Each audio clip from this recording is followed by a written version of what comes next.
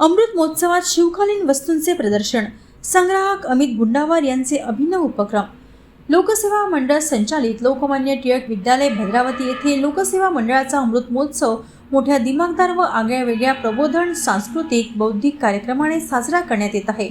दिनांक 20 रोजी खुद्द राज्याचे मुख्यमंत्री देवेंद्र फडणवीस यांनी या अमृत महोत्सवी आयोजनास ऑनलाईन शुभेच्छा दिल्या।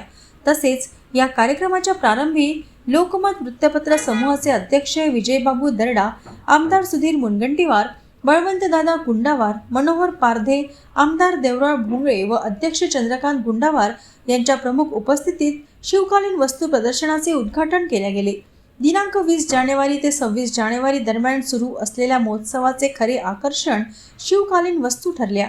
ऐतिहासिक अनुभूती देणारी ही शिवकालीन वस्तू प्रदर्शनी विशेष आहे। अमित चंद्रकांत गुंडावार यांच्या आवड, जिद्द, छंद, चिकाटी यातून त्यांनी पुरातन व दुर्मिळ मौल्यवान वस्तूंचे संकलन करून भावी पिढीसमोर ठेवलेला ठेवा अमूल्य व आदर्शवत आहे।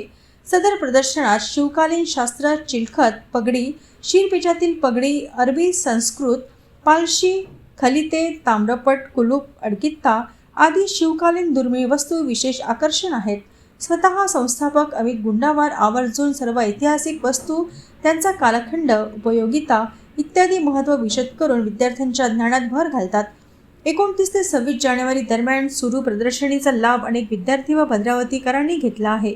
लोकसेवा मंडळाचे संस्थापक अध्यक्ष कैलासवासी निळकंठराव गुंडावार यांच्या जयंती समारोह प्रसंगी शिक्षक आमदार सुधाकर अडवाले, वरोरा भद्रावती क्षेत्राचे आमदार करण देवतळे, आमदार सुधीर मुनगंटीवार यांनी भेट देऊन लोकसेवा मंडळाच्या कार्याचा गौरव केला व या ऐतिहासिक वस्तू प्रदर्शनीचा आवर्जून लाभ घेतला।